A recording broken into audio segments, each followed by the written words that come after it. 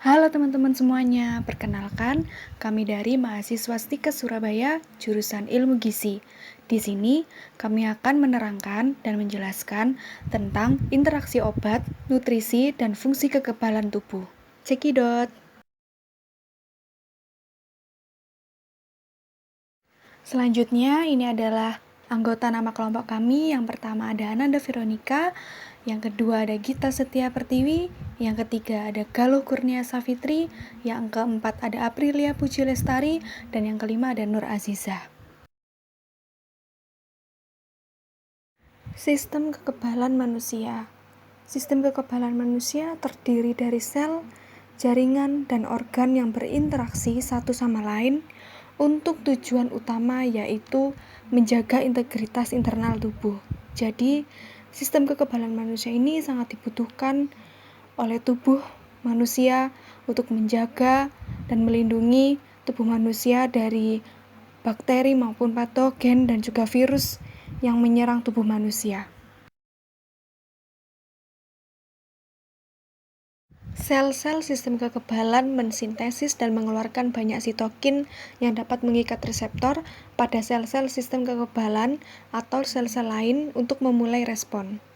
Sumber daya nutrisi yang signifikan dikeluarkan untuk mempertahankan sistem kekebalan tubuh secara optimal. Dan jika nutrisi yang dibutuhkan tidak dikonsumsi dengan baik, hasilnya adalah respon imun yang kurang optimal terhadap infeksi yang akan menyerang tubuh manusia. Berikutnya, penyakit yang berkaitan dengan imun yaitu autoimun. Autoimun ini merupakan penyakit kronis utama sistem kekebalan tubuh. Nah, autoimun ini disebabkan oleh respon yang tidak tepat dan sistem kekebalan terhadap antigen. Di sini pemicu terjadinya autoimun ada 4, yaitu yang pertama patogen. Patogen merupakan mikroorganisme parasit. Yang kedua, polutan. Polutan merupakan bahan yang mengakibatkan pencemaran terhadap lingkungan, sehingga adanya pencemaran lingkungan ini, infeksi virus dan bakteri bisa mengenai manusia. Yang ketiga, obat-obatan. Mengkonsumsi berbagai jenis obat-obatan secara langsung atau mengkonsumsi obat secara berlebihan akan mengakibatkan interaksi obat yang mana bisa mempengaruhi kesehatan seseorang. Yaitu yang keempat, faktor gizi. Asupan gizi yang kurang berdampak terjadinya peradangan dalam usus dan berbagai gejala lainnya, sehingga penyakit autoimun ini dapat terjadi.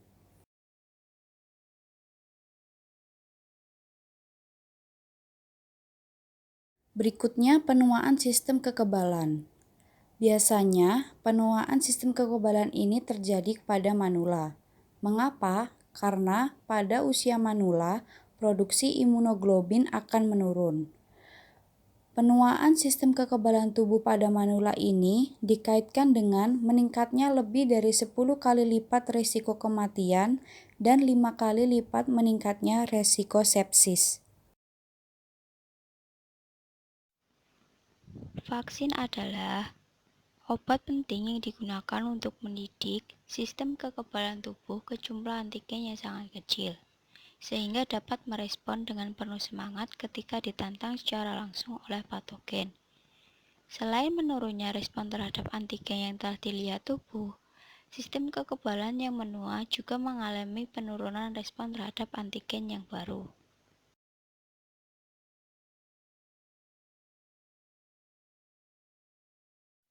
Penyakit terkait imun utama. Yang pertama ada infeksi saluran pernafasan akut atau biasa disebut dengan ISPA. Yang kedua ada penyakit diare. Kemudian yang ketiga ada tuberkulosis atau biasa disebut dengan TBC. Yang keempat ada infeksi HIV dan AIDS. Dari keempat poin tersebut akan dijelaskan pada slide selanjutnya.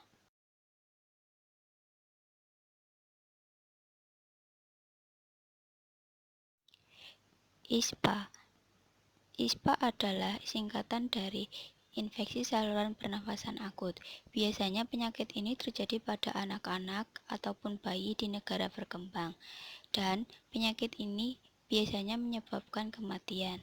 Adapun penyebab dari penyakit ISPA tersebut umumnya disebabkan oleh kuman atau virus dengan faktor risiko: A. Tertular dari penderita ISPA, B. Daya tahan tubuh yang kurang, C. Kurangnya sirkulasi udara dalam rumah, D. Rumah kumuh, dan yang ke-E adalah gizi yang kurang. Selain itu, ada juga tanda-tanda dan gejalanya. Yang pertama, demam yang tinggi. Kedua, merasa dingin sampai mau menggigil. Yang ketiga, sakit kepala. Yang keempat, batuk-batuk. Yang kelima, lemah. Yang keenam, malaise atau letih lesu. Yang ketujuh, ada bersin-bersin. Klasifikasi ISPA ada 3, yaitu ISPA ringan, ISPA sedang, dan yang terakhir ada ISPA berat.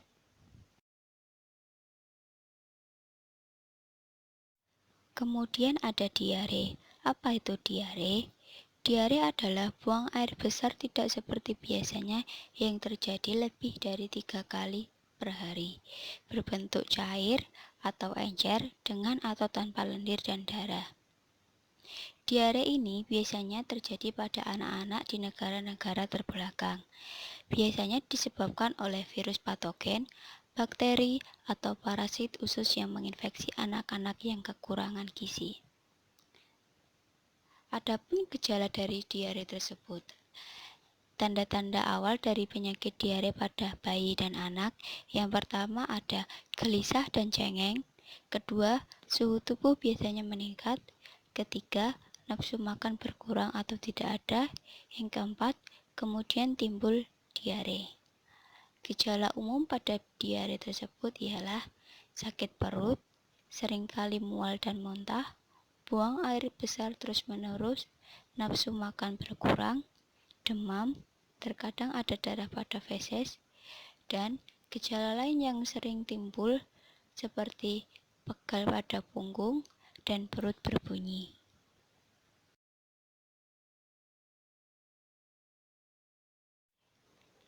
Selanjutnya ada TBC.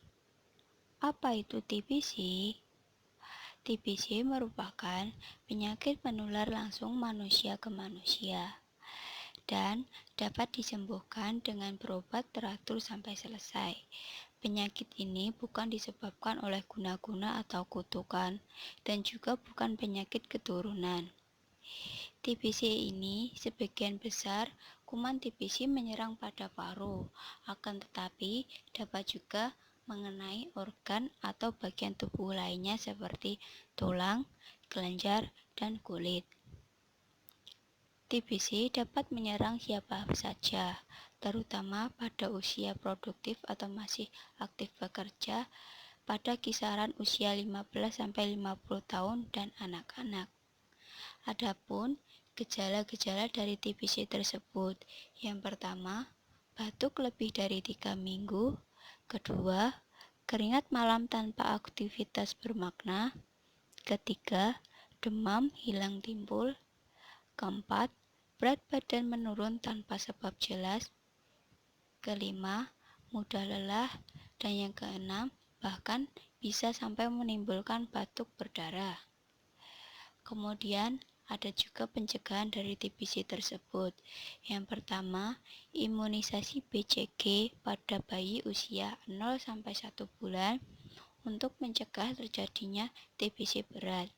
Yang kedua, menutup mulut dan hidung pada saat batuk atau bersin.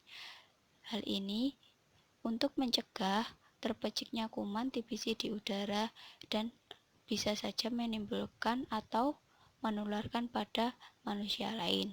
Yang ketiga, menampung dahak di tempat tertutup dan dibuang di tempat pembuangan.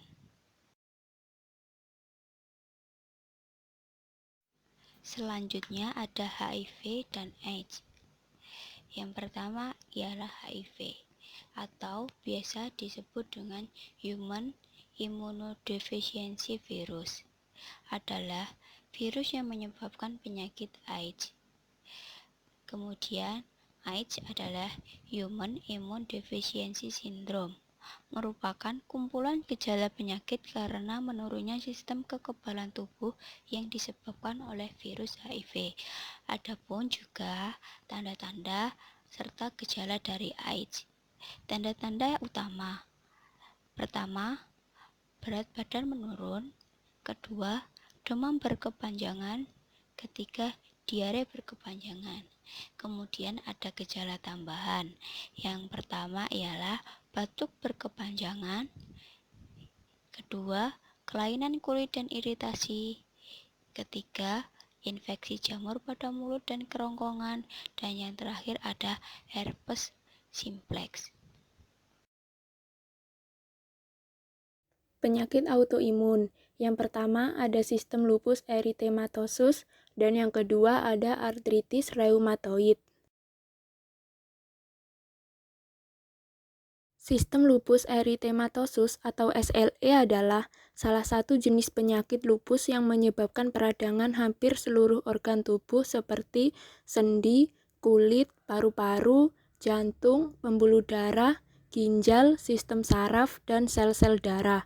Gejala penyakit ini biasanya bercak merah pada hidung dan pada kedua pipi yang membentuk seperti kupu-kupu. Rasa kelelahan dengan tingkat yang berlebihan, nyeri sendi, anemia parah, sesak nafas berat, serta sensitif pada sinar matahari. Di situ terdapat contoh gambar sistem lupus erythematosus. Artritis reumatoid atau radang sendi adalah peradangan sendi akibat sistem kekebalan tubuh yang menyerang jaringannya sendiri. Radang sendi menimbulkan keluhan bengkak dan nyeri sendi, dan sendi terasa kaku. Di situ terdapat contoh gambar artritis reumatoid. Nutrisi yang dapat mempengaruhi penyakit otomatis yaitu terdapat vitamin E dan asam lemak omega 3 rantai panjang serta omega 6. Suplementasi telah menghasilkan pengurangan nyeri pada beberapa penelitian dan pengurangan nyeri penggunaan obat pada orang lain.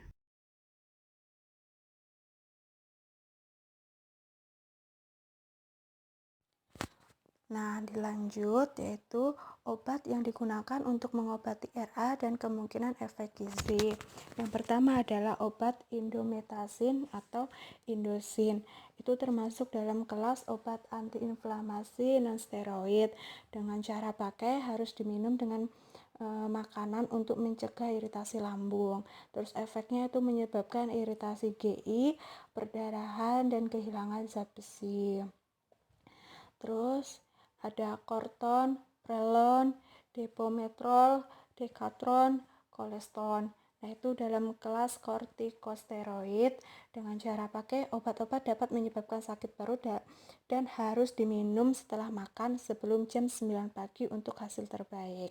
Nah, efeknya itu, obat-obat dapat meningkatkan kehilangan magnesium dan meningkatkan kehilangan kalium dalam urin. Obat dapat meningkatkan kehilangan vitamin B6. Terus ada senyawa emas. Nah, itu termasuk dalam kelas memodifikasi obat-obatan antirematik. Terus cara pakainya tidak tertera. Terus efeknya penekanan pada sinovitis, penyakit reumatoid aktif. Terus ada penisilamin dalam kelas efek antiinflamasi serta sifat imunodulator yang cara petunjuk pakainya 1 jam sebelum makan atau 2 jam setelah makan untuk menghindari interaksi ini. Terus efeknya penipisan natrium, mengurangi kelebihan sistin, obat dapat menyebabkan vitamin B6 defisiensi. Terus ada cisklopospamid yaitu dengan kelas obat imunosupresif sitotoksik. Dengan cara pakai meminum dengan perut kosong kecuali GI parah. Terus efeknya mengganggu pertumbuhan sel-sel yang membelah dengan cepat. Terus ada methotrexate dengan kelas obat sitotoksik. Cara pakainya, makanan bisa mengganggu penyerapan obat. Dengan kata lain, minum sebelum makan. Terus efeknya menurunkan status folat dan meningkatkan homocysteine.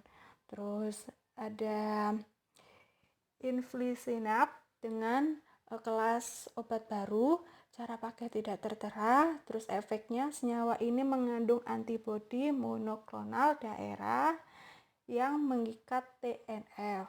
Terus ada etanercept dengan kelas antagonis faktor nekrosis tumor, cara pakai tidak tertera. Efeknya itu memblokir interaksi dengan permukaan reseptor TNF sel.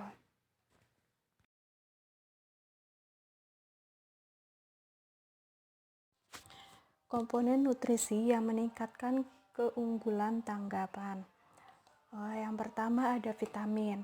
Nah, konsentrasi dari defisiensi vitamin A meliputi kegagalan pertumbuhan, imunitas yang tertekan, risiko siroptalmia dan kebutaan yang lebih tinggi, anemia, dan peningkatan morbiditas dan mortalitas dari beberapa penyakit menular.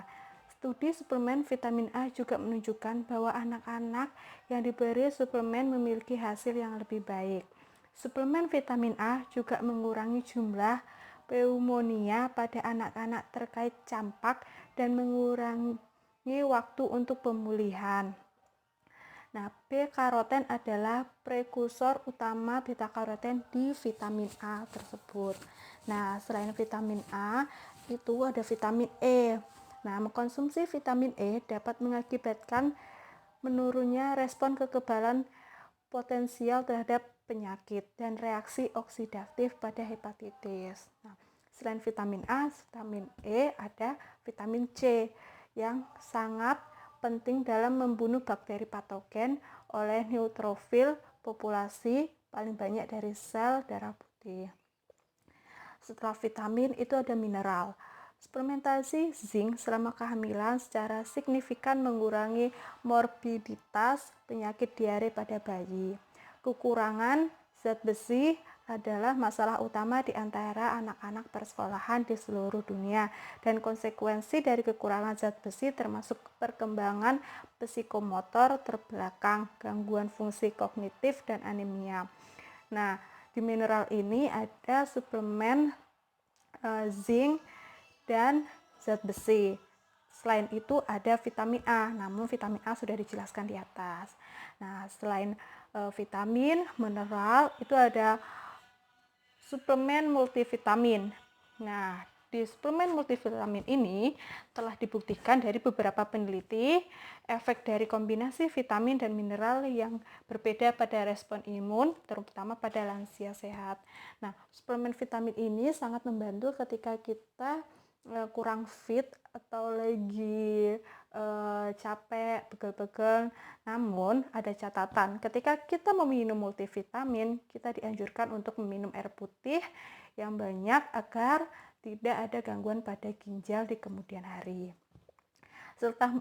Setelah suplemen multivitamin dilanjut dengan asam lemak omega 3. Biasanya dalam bentuk minyak alga atau ikan, telah terbukti mengurangi peradangan yang terkait dengan beberapa jenis penyakit autoimun termasuk RA, penyakit radang usus, lupus, MS, dan psoriasis. Nah, yang terakhir itu ada protein, asam amino, dan nukleotida. Pada asam amino, individu tertentu dan nukleotida yang telah terbukti secara individual meningkatkan respon imun, terutama selama situasi stres seperti operasi dan trauma lainnya. Trauma lainnya itu seperti terbentur, seperti itu. Nah, itu tadi penjelasan dari kami. Terima kasih telah mendengarkan. Semoga bermanfaat.